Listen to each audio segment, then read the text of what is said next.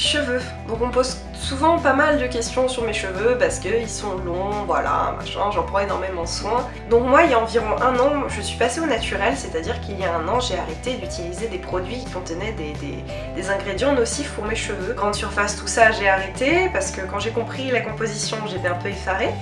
Et du coup je me suis tournée vers des marques dont la composition était naturelle et bio. Donc bio c'est pas indispensable mais c'est toujours un plus je trouve. Et du coup voilà, ça a complètement transformé mes cheveux et maintenant j'ai comme but de les avoir extrêmement longs. Donc avec le temps, les frottements, tout ça, je ne suis pas encore près de mon objectif mais je suis assez contente parce qu'ils ont quand même beaucoup poussé. Et je me suis dit que ça serait cool de vous faire une vidéo pour vous expliquer les 10 choses que je fais pour entretenir mes cheveux. Numéro 1, aujourd'hui je me lave les cheveux tous les 10 jours parce que c'est beaucoup mieux pour mes cheveux de ne pas trop les laver.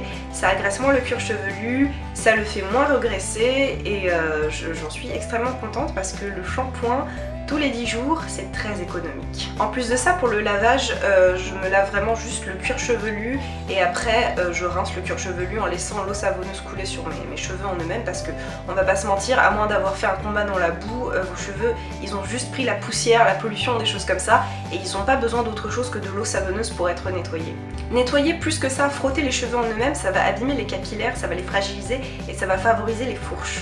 Numéro 2, comme shampoing, j'utilise un shampoing naturel et bio et j'en change disons peut-être une fois par an parce que j'achète des formats de 1 litre donc c'est quand même assez long à terminer et comme c'est des shampoings extrêmement doux qui ne font que laver, j'ai jusqu'à maintenant jamais eu vraiment de problème avec un shampoing.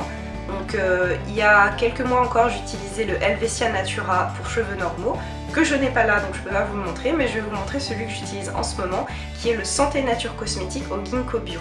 Le voilà, mon gros bébé.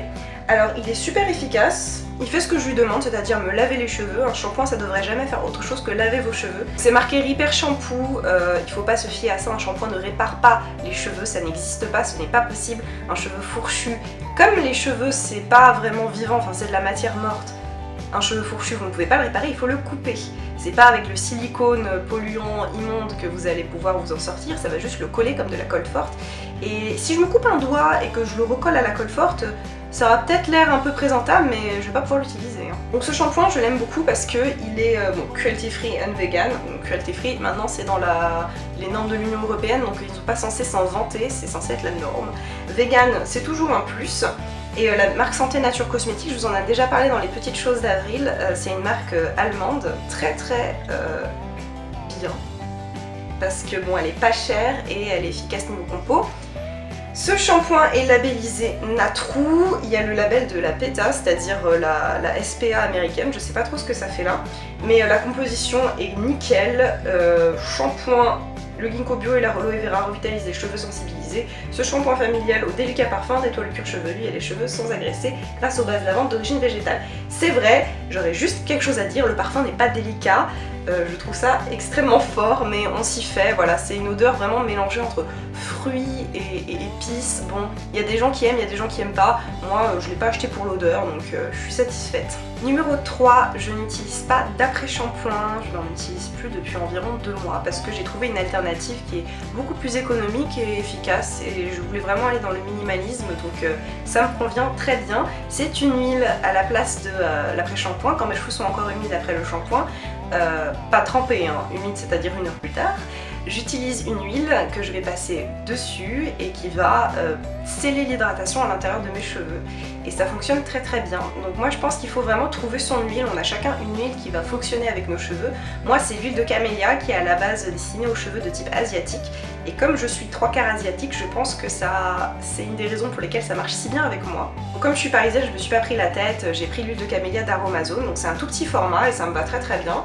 Comme vous pouvez le voir, il est vraiment pas très entamé alors que ça fait quelque chose comme 3 mois que je l'utilise. Et voilà, elle est assez sèche, assez poisseuse, mais elle est vraiment très efficace. Et surtout, elle ne donne pas un trop plein comme par exemple l'huile de noix du Brésil. Et elle n'assèche pas comme l'huile de coco. Oui, c'est étrange, mais ça donnait un effet desséchant sur mes cheveux, l'huile de coco. Donc j'en utilise pas vraiment pour ça. Numéro 4, 2 à 3 fois par an, je fais un henné. En insistant surtout sur les pointes parce que j'ai envie d'un léger dégradé donc je ne sais pas si ça se voit sur la vidéo, je pense que non parce que la vidéo est toujours assez contrastée mais au bout de mes cheveux c'est beaucoup plus clair, beaucoup plus roux Et je suis vraiment très contente parce que je pensais pas pouvoir réussir à faire un tie and dye naturel avec du henné, mais c'est possible.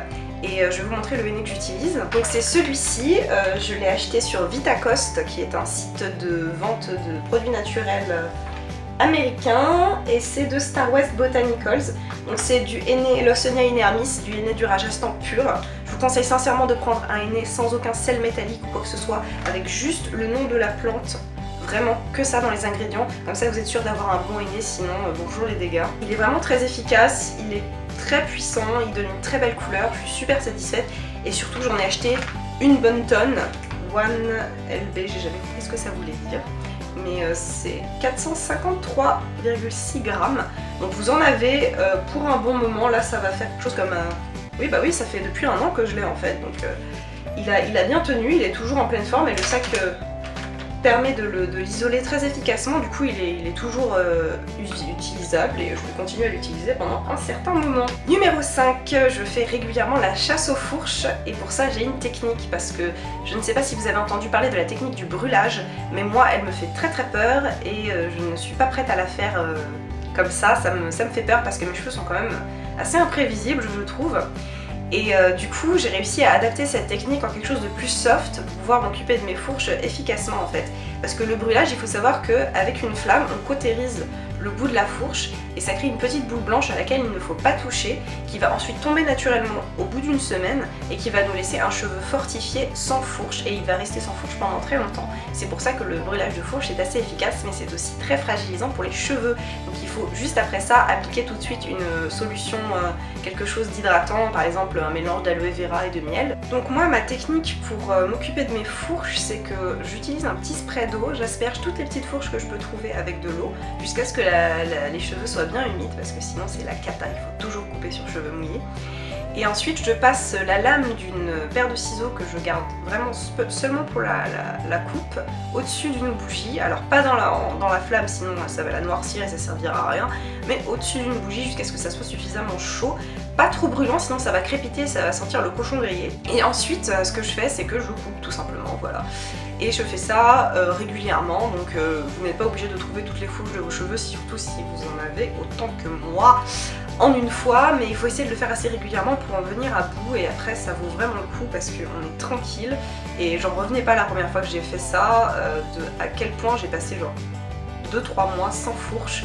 Et c'était vraiment très efficace et ça nous sauve beaucoup de problèmes. Numéro 6, en été j'applique un spray que je fais moi-même et qui va être éclaircissant naturellement pour accentuer un petit peu mon tie and dye. Donc je le fais, je l'applique sur mes cheveux, je vais au soleil, le soleil fait son petit travail et ça éclaircit mes cheveux du tonnerre je trouve, ça fonctionne vraiment très bien.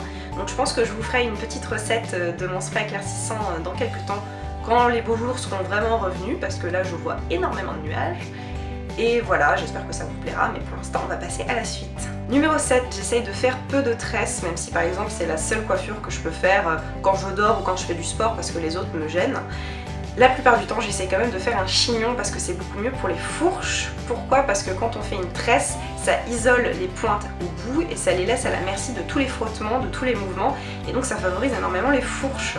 Du coup ce que je fais quand je dois vraiment faire une tresse et dormir avec et faire du sport, c'est que soit j'utilise un de ces petits pochons pour les bijoux et je mets le bout de ma tresse dedans, soit j'utilise un petit morceau de plastique que je mets autour de mes pointes et que je glisse en dessous de l'élastique. Je préfère huiler très légèrement mes cheveux et faire un chignon, honnêtement ça marche beaucoup mieux et ça protège vraiment beaucoup mieux des fourches. Numéro 8, je prends de la spiruline de temps en temps, alors quelque chose comme une fois tous les 5 mois pendant 2 semaines. Et j'ai remarqué que ça a renforcé encore un peu mes cheveux qui sont déjà assez... Voilà, s'il faisait partie des Avengers, ce serait Hulk. C'est vraiment très efficace et comme ça booste mon organisme en entier, ça ne peut pas faire de mal à mes cheveux. Donc la spiruline que je prends, c'est celle-ci. Je vous invite sincèrement à la prendre en capsule parce qu'en comprimé, ça va être complètement obsolète, ça ne fonctionnera pas. Parce que la spiruline, il faut qu'elle reste vivante, c'est une algue. Et la mienne se présente comme ceci. Je sais pas si vous pouvez voir, mais en fait, on voit la poudre à l'intérieur de la gélule. Voilà, donc c'est vraiment de la spiruline en poudre, pas comprimée. Si elle était comprimée, elle ne fonctionnerait donc pas. Donc sincèrement, prenez les gélules ou ne prenez rien du tout. Numéro 9, je peigne mes cheveux longuement au peigne en corne matin et soir. Donc j'utilise un peigne en corne parce que la corne c'est comme la kératine, c'est fait de kératine et vos cheveux sont aussi faits de kératine, du coup le peigne passe crème. Le démêlage se fait extrêmement facilement et ça ne crée pas de fourche. Donc voilà, mon peigne en corne, tout simple, bois et corne, très efficace.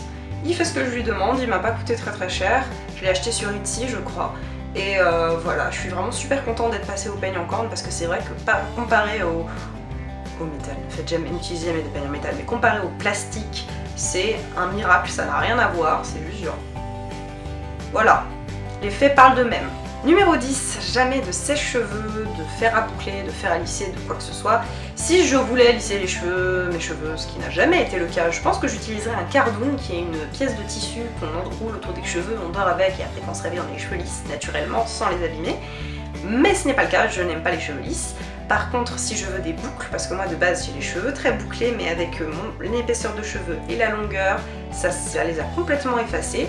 Je fais ce qui s'appelle la méthode du plopping, donc je vous mettrai un petit lien en barre d'infos pour que vous voyez un petit peu ce que c'est la méthode du plopping, mais en gros c'est une méthode de séchage de cheveux avec une serviette microfibre, histoire de préserver ces boucles et avoir des jolies boucles qui rebondissent.